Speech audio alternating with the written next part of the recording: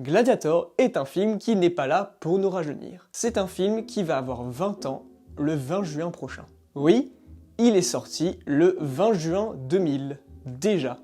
Et là, je viens de me rendre compte qu'il y a beaucoup trop de 20 dans cette phrase, moi qui me tue à éviter les répétitions dans mes vidéos. Pour remettre un peu de contexte, j'aimais beaucoup Ridley Scott, c'était un mec bien. Et vous vous demandez sans doute déjà pourquoi je tourne mes phrases au passé. Je suis désolé pour tous les fans absolus de Ridley Scott, mais pour moi, c'est un réalisateur qui a eu un début de carrière formidable avec des films comme Les Duellistes, Alien, Blade Runner premier du nom, Kingdom of Heaven, American Gangster, et j'en passe et des meilleurs. Mais depuis peu, Papy fait un peu n'importe quoi. Et je ne vais pas citer d'exemple. Bon ok, Prometheus et Alien Covenant, pour moi ce n'était pas bon du tout. Et puis oh, Cartel, on en parle? C'est quoi ça? Michael Fassbender, Penelope Cruz, Javier Bardem, Cameron Diaz et même Brad Pitt. Casting de folie, film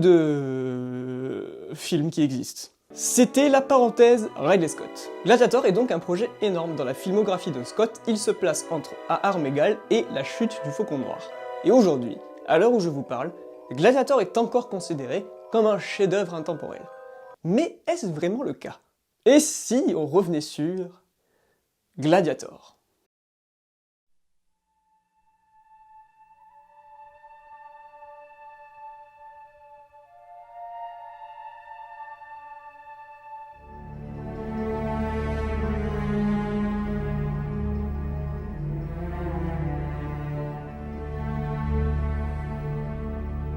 Je vous rassure tout de suite parce que je sens déjà vos fusils sur mon front. Gladiator est un de mes films préférés all time. Bonjour tout le monde, j'espère que vous avez la forme. On se retrouve aujourd'hui pour l'épisode 4 des Si on revenait sur. Et aujourd'hui on va parler d'un chef-d'œuvre. Un chef-d'œuvre qui est Gladiator de Ridley Scott. Je vais partir du principe que vous avez tous vu le film. Et si vous ne l'avez pas vu, je vous chercherai, je vous trouverai, et je vous tuerai. Gladiator est donc un film réalisé par Ridley Scott et il met en scène l'histoire de... Allez Russell, on sait que t'aimes le dire, je te laisse te présenter.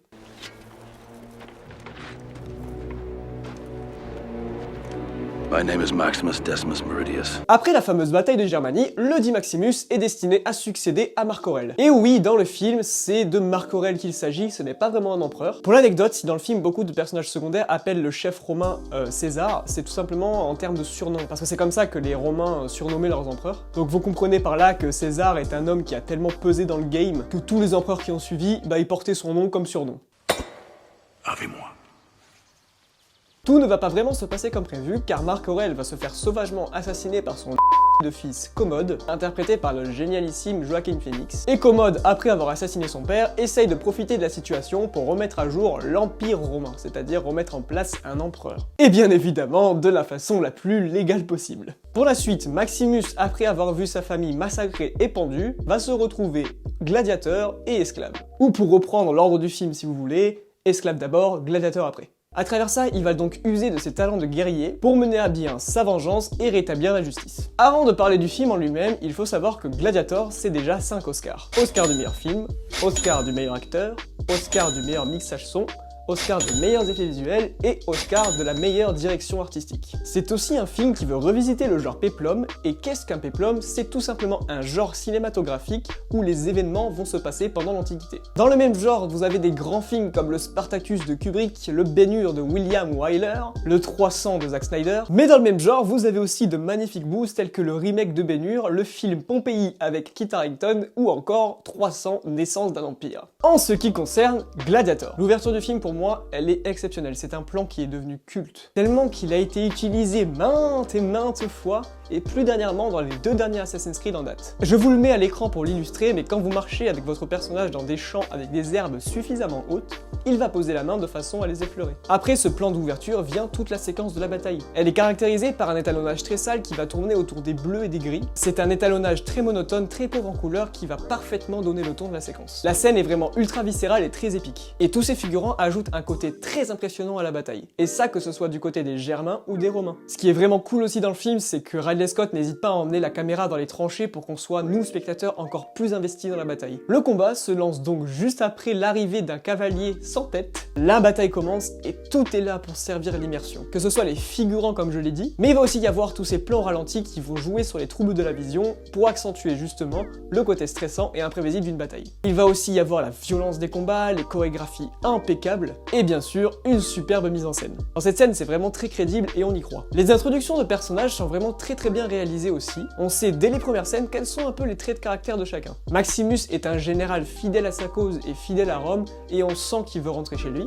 Et d'ailleurs cette notion du chez-soi elle revient très souvent dans le film. Lucilla est une femme forte au grand cœur, Marc Aurèle est un chef sage et avisé, et Commode, lui, c'est un gros fils de p***. Dans le film aussi, ce qui est très bien à travers la réalisation de Ridley Scott, c'est qu'après la bataille, on n'hésite vraiment pas à nous montrer les dégâts qu'elle a provoqués sur les soldats. On va passer avec Maximus dans l'infirmerie et on va nous montrer toutes les horreurs que la guerre peut provoquer. À partir de là, le film va prendre une autre tournure. Lucilla est à mon sens, à partir de ce moment précis, une actrice majeure dans l'histoire et la suite des événements. If only you had been born a man. What a Caesar you would have made.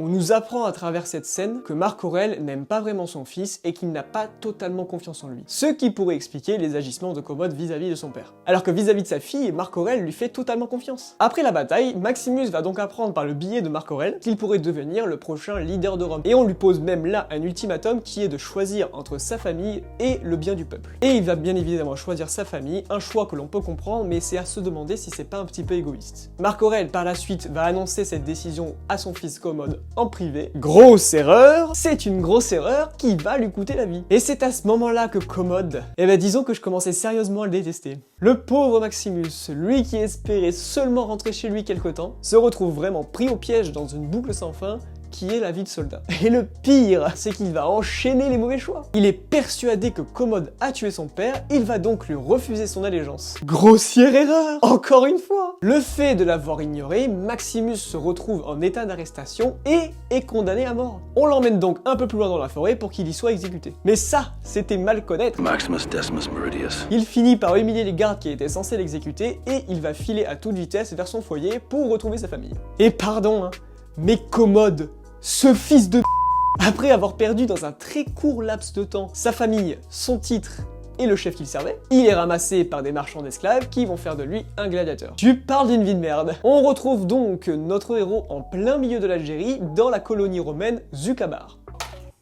D'accord, super mec. Dans cette deuxième partie du film, les voitures me font chier. Dans cette deuxième partie, on change complètement d'ambiance. Fini l'étalonnage bleu et gris très monotone et très sombre de la bataille. On retrouve ici des couleurs bien plus chaudes et bien plus adaptées à la zone où se trouve notre protagoniste principal. Et même au niveau des costumes, on change tout. Fini les belles armures romaines et bonjour les costumes tout cuir de gladiateurs. Maximus, pendant les entraînements, refuse de se battre car il n'en voit probablement pas l'intérêt. Mais ça, c'était avant d'avoir eu une petite discussion avec Proximo. Et là, tout va prendre sens aux yeux de Maximus. Il va se servir de son nouvel emploi pour mener à bien sa vengeance et sa quête de justice. Ce n'est pas un chemin facile, certes, mais c'est le chemin le plus direct pour aller à Rome. Du coup, Maximus va nous divertir en mettant une branlée à tous les autres gladiateurs. Are you not entertained? Are you not entertained? Absolument! Voir des sales types se faire étriper par un bon gars, c'est toujours jouissif. Et là, on voit à travers ces séquences que la mise en scène cherche à être beaucoup plus dynamique et on voit que la caméra cherche de plus en plus à se rapprocher des personnages. Et les plans sont encore une fois très soignés. Le montage de ces séquences de combat vont se démarquer un peu de la première bataille parce que cette fois, on ne va pas utiliser de slow motion. Ce qui, à mon sens, appuie le côté déterminé qu'a Maximus envers son nouvel objectif qui est tuer Commode. Les chorégraphies, quant à elles, sont encore impeccables, je n'ai rien à redire dessus, mais je noterai quand même que c'est beaucoup moins le bordel et que c'est beaucoup plus lisible que la première bataille. Et attention, je ne dis pas ça de façon négative. Je dis ça parce que dans le film, on sent vraiment la différence qu'il y a entre deux armées qui s'affrontent sur un champ de bataille et simplement 10 gladiateurs dans une arène. Après, je l'ai pas précisé, mais c'est vrai que pendant les combats, les plans sont aussi très soignés et ils cherchent encore plus à nous immerger dans ces combats barbares. Personnellement, dans cette séquence, il y a vraiment un plan que j'aime beaucoup, c'est celui quand Maximus sort des vestiaires, arrosé par tous ces pétales de fleurs. Ce plan pris en contre-plongée montre bien la détermination et l'assurance qu'a le personnage. Et ça en dit long sur la suite des événements. Pour en finir là-dessus, dans cette séquence de combat, les personnages bougent vraiment bien. Et les finish moves de Maximus sont vraiment ultra impressionnants à l'écran et vraiment très humiliants pour les autres gladiateurs. On dirait que le mec ne force mais même pas. Après ce combat, le général déchu impressionne et gagne en réputation, et gagne même un surnom qui est l'Espagnol. Après tous ces combats, on a le droit à une pause bien méritée qui est la séquence de dialogue entre Proximo et Maximus. Et elle sera très importante pour la suite. Parce que justement, la promesse de Maximus faite à Proximo sur le fait de proposer quelque chose de différent pour le public de Rome ne restera pas anodine et jouera beaucoup sur les agissements futurs de Commode. D'ailleurs, c'est une transition parfaite pour la suite. Pendant que notre bien-aimé général profite de belles vacances au soleil, notre nouveau dirigeant romain a du mal à se faire comprendre et à se faire écouter. Et surtout, il a du mal à se faire respecter. Je t'entends! Je t'entends, c'est toi qui fais du bruit? Quoi? C'est toi qui bouge? Mais pas du tout. J'entends des boum boum. Il est très mal vu auprès des sénateurs, et il est même traité comme un vulgaire enfant qui n'y connaît rien. À travers ce conflit, le film va apporter une nouvelle dimension politique au récit.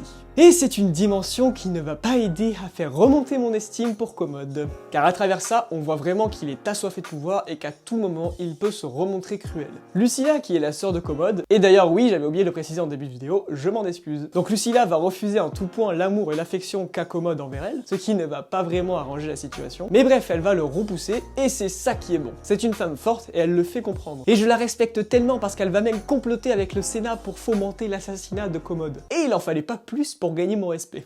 À travers ces séquences qui se passent beaucoup en intérieur, ce qui est vraiment très notable, c'est que le film a vraiment tout soigné. Vraiment, que ce soit le cadre ou les lumières, ou même là, pour le coup, on voit encore plus le soin qui a été apporté au décor. De mon point de vue, ça ressemble vraiment parfaitement à l'image que je me faisais d'un décor pendant l'Antiquité, c'est-à-dire des espaces immenses qui vont refléter l'ambition de l'Empire. Après ça, tous les combats qui vont se passer dans le Colisée sont mis en scène très minutieusement. L'immersion va vraiment primer avant tout. Décor, costumes et ambiance d'époque, tout est là. Ça fourmille vraiment de détails et le rendu est visuellement très impressionnant et surtout, c'est très réaliste. Après, ce qui est vraiment cool, c'est qu'on nous montre aussi ce qui se passe du côté des vestiaires des gladiateurs. On voit qu'il y en a certains qui sont morts de trouille et d'autres plutôt déterminés. Et à ce moment précis, après que Maximus ait encore prouvé ses talents de guerrier, on change de nouveau de ton dans le film. Tout d'abord, le public va acclamer Maximus et l'appeler par son surnom. Et quand Commode découvre la véritable identité de ce fameux Espagnol, c'est l'un des moments les plus attendus du film depuis la chute de Maximus. Le premier face-à-face entre les deux hommes depuis très longtemps. C'était vraiment très tendu et par la suite, Commode va se montrer encore plus détestable en exécutant les soldats qui étaient chargés de tuer Maximus. Il tue des innocents pour montrer qu'il est puissant et qu'il a du pouvoir, mais pour nous, les spectateurs, c'est totalement le contraire,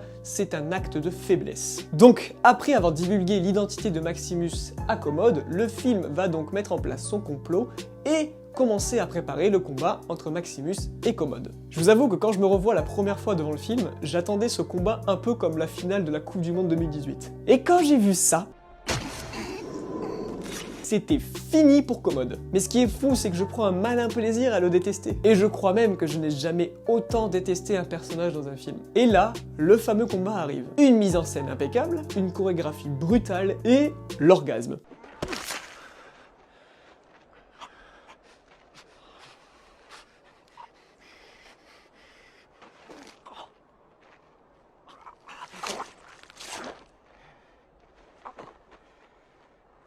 C'est quand même une fin douce amère malgré tout, on s'y attendait, mais malgré tout, j'ai vraiment eu énormément de frissons pendant cette scène. Et ça fait partie des scènes que je regrette de ne pas être allé voir au cinéma. Et oui, c'est bon, enfin, je vais parler d'Hans Zimmer. Qu'est-ce serait Gladiator sans Hans Zimmer? Hans Zimmer sublime vraiment ce film à travers sa musique. Pour éviter d'y passer 10 ans, je vais vous passer 2 ou 3 scènes qui m'ont beaucoup plus marqué avec la musique de Jésus. Attention, les images que vous allez voir peuvent altérer votre vue et provoquer des vomissements.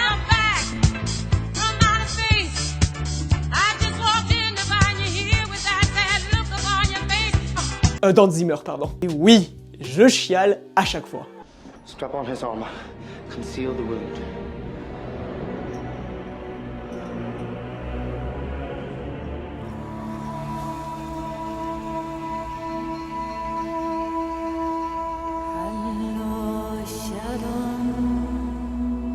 Et d'ailleurs, j'en profite pour faire une petite parenthèse vu qu'on parle de musique.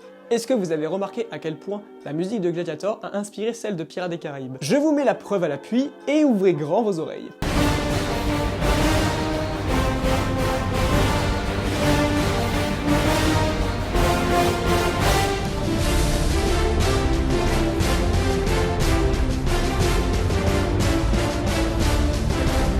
Voilà, c'en est tout de la vidéo, j'espère qu'elle vous a plu, c'est bien évidemment tout le but. Vous l'aurez compris, Gladiator est bel et bien un chef-d'œuvre intemporel qui a marqué sa génération, qui marque encore aujourd'hui et qui marquera probablement d'autres générations à venir. Et il faut quand même souligner que ce film, malgré son ancienneté, il n'a vraiment pris aucun coup de vieux. Je sais qu'il n'est pas si vieux, mais quand même, 2000, ça commence à remonter. N'hésitez pas à me dire dans les commentaires quelle place a Gladiator dans votre vie, et pour ceux qui n'ont pas vu, eh bien il faut vous dire que personne n'est parfait.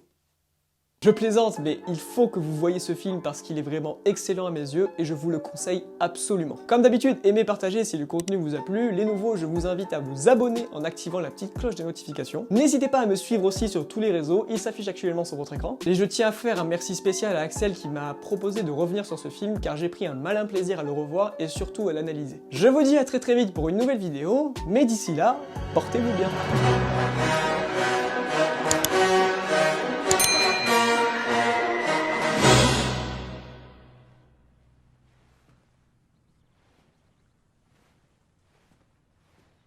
T'es toujours là, toi? C'est fini. Rentre chez toi.